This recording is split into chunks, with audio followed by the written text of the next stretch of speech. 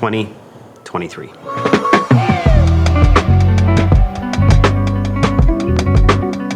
Get really close. The closer you are, the softer the light is, right? I just love backlighting.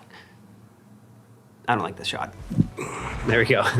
That's much better. I think it's important to have goals every year, but probably more important is to actually reflect on what you've learned. Because if you don't take inventory of the lessons you're learning, then you're just gonna be making the same mistakes again. And all those goals and everything you've done that year kind of goes to waste. So in this video, I'm gonna go over all the lessons I've learned. And I wanna share that with you to hopefully help you not make the same mistakes that I made this year. Overall, when you actually pause and reflect on the year, it was pretty good. Can't complain. Landed a distribution deal. Well, we won't get into all that. I'll mention all the stuff that went on positively at the end of this video, but let's go over all the crap that I learned. Because man, there were some tough moments. All right, let's do this.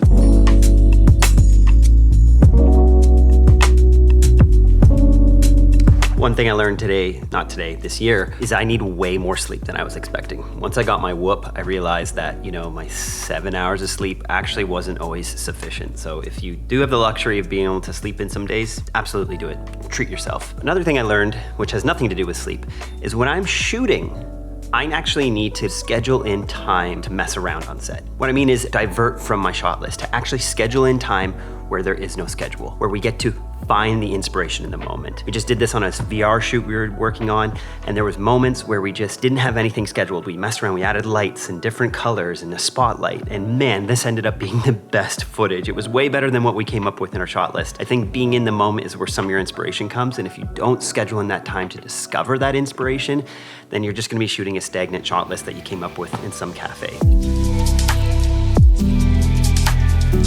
I truly think one of the most important lessons I've learned this year is being okay with boredom. It's usually something that I've tried to avoid when I get to a new country or I'm traveling to somewhere like Portugal and I didn't have many plans. I would get nervous. I would get up kind of intense with myself thinking, I don't have any goals. I don't have anything to accomplish. But the power of boredom allows you to explore recesses of your brain and new thoughts that you otherwise wouldn't have the opportunity to. Some of my best ideas have come to me when? In the morning, when I'm laying in bed before I've picked up my phone, when my brain is actually a bit bored, when it's just exploring random thoughts and I haven't put the pressure of my schedule on myself. It's actually a really powerful tool for your creativity. So if you felt some pressure and anxiety in this past year, maybe 2024 is a year where you want to be a bit more bored.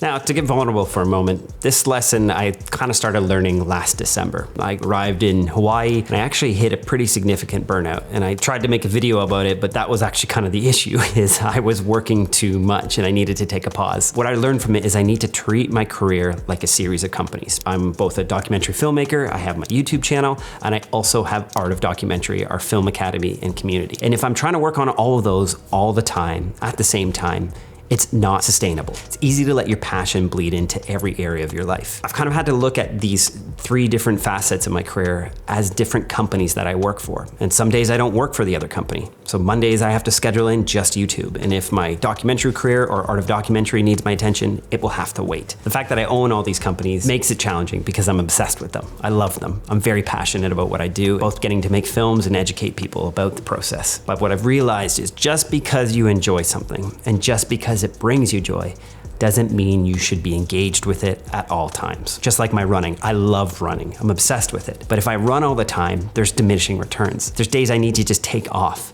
I need to manage my workload. But I've realized, similar to my running, just like my career, if I'm working on it all the time, there's actually diminishing returns. My output begins to drop, and it begins to affect both my mental and spiritual health. I actually got a business coach last year who was the one who helped me identify this and work through this scheduling. And one thing he's always said is that your gift will kill you. What he means by that is the thing you're most skilled at, the thing that you love to do. Without restraint, this will take over your life and it can kill your schedule, your mental health, and make you a very unhappy person. So treat your gift with respect, but don't always be working on it. That's at least what I've been discovering. Some people can and want to all the time, but for me, I've realized I need to compartmentalize my passion, or else it takes over everything, and it's not helpful for me or the people I love.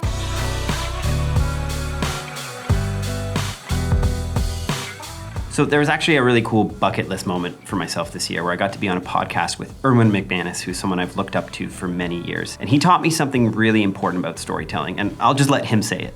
I mean, I think a huge part of what helps a person become a really powerful storyteller is how much they tell themselves the truth about themselves, about their own pain, about their own flaws, about their own shortcomings, about their own fears, insecurities, and then you become more, I think the more you become aware of all the textures inside of your soul, the more you're able to see it in the story that you're trying to capture. This has inspired me as a human to want to know where my flaws are. Where can I improve to be a better person? But just to be aware and not perhaps beat myself up with the areas that I need to improve, because being vulnerable and being aware of these shortcomings in my life will help me write better characters, talk to people with more empathy, and create films that will have a greater impact, which is truly the focus of my career. So I was so grateful for that, and I was really quite humbled to see the way someone like Erwin can communicate. It's made me want to get much more sharp with the way I communicate.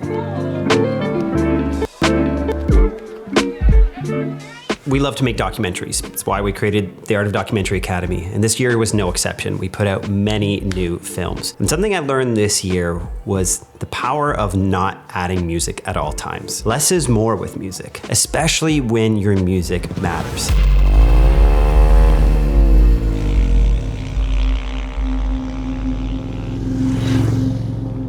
You want your music to be like a character, and if it's always talking in your script, if it's always present, taking up screen time, kind of gets annoying and you kind of start to tone it out. So being very selective of when you add your music to your film will make those moments that much more poignant and impactful. And this is a big reason why we've been partnering so much with MusicBed on so many of our films. They've been helping fund and provide opportunities for our own community to get funding for their films, but also too, their music has been an integral part of so many of the films, including the one I just released, Trails of Dust. And I would like to challenge you on your next films. Maybe just take a few songs rather than trying to keep wall-to-wall music throughout. And thank you, MusicBed, for always being a supporter of this channel, our films, our community. And if you're interested in checking them out, I put a link below and you can check out their entire catalog and some of the amazing artists they work with.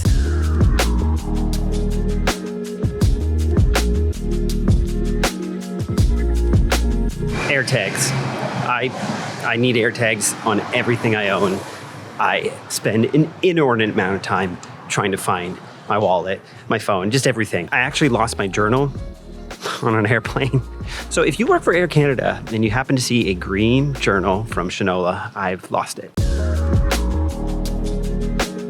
Another one I've learned when it comes to hiring and structuring my team is identifying my weaknesses so I can hire for them. It's easy to look at other people who have similar traits as you and similar strengths and say, hey, that's the kind of person I want on my team. I like that person. You know why? Because you like yourself. But it's been really important and been really helpful to get people on my team who are better at scheduling than I am, who have skills around email lists and all sorts of stuff that I don't care about. Hiring for your weaknesses will make your team way more strong, and it'll actually be way more interesting to have people around you that are different than you. Don't just surround yourself with people that look like you and talk like you. It's boring and it won't help your career. Couple quickies. Overestimate how long something takes by 3 to 5 times. If a client comes to you, I just have realized I have to just assume that it's gonna take 3 times as long, at least, as I initially think. And then turns out, by the time we start looking at the post-production schedule and all the extra things that they've asked, it usually is taking upwards of 5 times the time that I originally thought. And also, overestimate your costs. It's always nicer to come back to a client and tell them, hey, we saved some money, rather than coming to them halfway through the project and saying, oh, we need a little more. Another thing I've learned is the power of text editing. Adobe and Resolve, they've all added this into their software natively, and I've cut my editing at least in half, about twice as fast when it comes to cutting down interviews by using the text edit function. I'm able to go back and find certain words and themes that I need for my films. Get into text editing. I promise you, it's not the only way to edit, but it will definitely save you time. Thank you. Thank you for watching this far. You're part of the 10%ers. Only 10% of you watched to this point, so I sincerely appreciate that. If there's one last thing I learned this year, it's that seeing other people succeed around me is just as exciting as having my own success. Seeing the success from our community in art of documentary, seeing people release their first films, getting to do our festivals and celebrating that with all these amazing filmmakers from around the world, getting to go to Berlin and meet so many of you. These have been special moments for me along my career, and I'm realizing that it's just not about all the things that I do. It's about getting to see others reach their passion, reach their goals, and getting to celebrate the success of the people around me. So thank you. I always love hearing what you guys are doing and what you've been working on. Leave a comment below if there's a project or something that you want to accomplish this next year. You never know, maybe put your city or your country. We've been doing this in Art of Documentary, and we've seen so many cool people get connected with other filmmakers from around the world. So thank you for watching this. As you know, I hate goodbyes, but I'll see you in 2024. Happy New Year. Again, thank you for MusicBed for sponsoring my channel, and you can check out them down below. All right, guys, have a good one.